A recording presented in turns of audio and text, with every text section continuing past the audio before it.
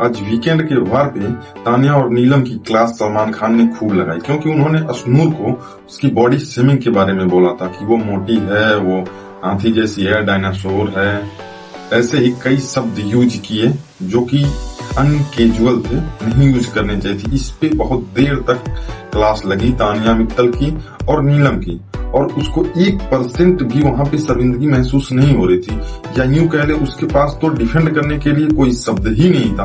वो बोलना तो चाह रही थी पर बोल नहीं पा रही थी, क्योंकि उसके पास कोई शब्द ही नहीं था। अभी ये बात किसी और ने अगर उसके ऊपर बोली होती तो वो वहां पे बैठ के रो रही होती, और जिसकी वजह से अशनूर ने ये बताया कि उसको कुछ हार्मोन्स प्रॉब्लम है, कि उसका वेट बढ़ जाता है ऐसे माहौल में। तो इस बात को लेके अशनूर थोड़ी भावुक हो गई और वो रोने से लगी, उसकी आंखें भर सी आई, और उसने बताया कि उसको कुछ प्रॉब्लम है हार्मोन्स का, कि ऐसे माहौल में उसका वेट बढ़ जाता है या फिर घट जाता है, पर वो उसका वजन बढ़ ही जाता है। तो इस पे सलमान ने बोला हाँ मेरा भी यही प्रॉब्लम ऐसे माहौल में बढ़ जाता है। हमें पता है सलमान खान झूठ बोल रहे थे, बस उसको थोड़ा बढ़ावा दे रहे थे, उसका साइड लेने के लिए, उसको खुशनुमा माहौल देने के लिए। लेकिन ये बातें किसी को नहीं बोलनी चाहिए, ऐसी बहुत सारी बातें हैं। ये शहबाज, उसको बोला कि इसका थेपले जैसा मुंह, अरे तेरा मुंह कैसा है, तूने इस घर में क्या ही उखाड़ लिया है, बस दंचियारी करता रहता है, कुछ आता नहीं, बस इरिटेट करता रहता है।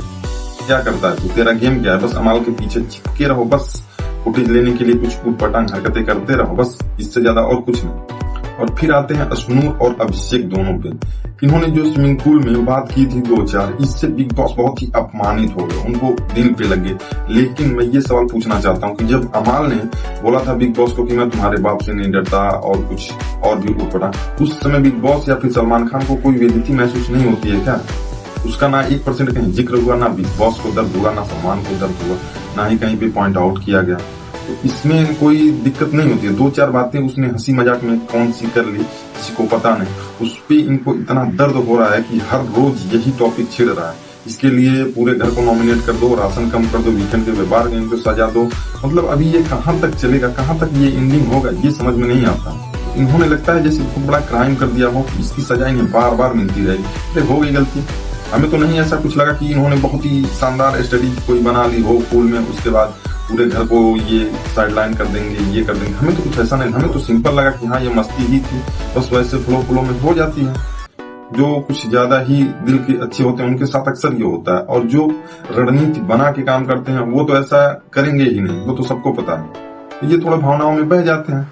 तो इसके लिए क्या इनके पूरे हफ्ते, या यूं कहें अब जब तक लास्ट तक रहेंगे तब तक इनको इसके लिए भुगतान करना पड़ेगा, डांट सुननी पड़ेगी, ऐसा अपराध कर दिया इन्होंने। सलमान एक ही बार को बार बार पॉइंट आउट कर। और फिर आती है बात मृदुल की, तो मृदुल तुमने इनको क्यों नॉमिनेट नहीं करवाया? मृदुल को क्या ऑप्शन मिला था क्या कि या तो इनको नॉमिनेट कर दो या पूरे घर वालों को नॉमिनेट कर दो? ऐसा कोई जब ऑप्शन मिला ही नहीं, भविष्य में क्या होगा, तुमने क्या सोच के रखा है? तुम्हारे माइंड को कौन रीड कर सकता है, चाहे वो बिग बॉस हो या फिर कोई हो, कि तुम नहीं इनको सजा दे के ही मानोगे? और सबने इस घर में गलतियां की। कुनिका और अमाल ने कान में पुष्पिता के क्या बोला, उस पर तो तुमने नहीं पॉइंट नोट आउट किया, क्योंकि उन्होंने माइक नहीं उतारा था बस। लेकिन हमें तो सुनाई नहीं दिया कि उनका बातचीत क्या हो रहा है। इसमें नहीं तुमको बेइज्जती महसूस हुई?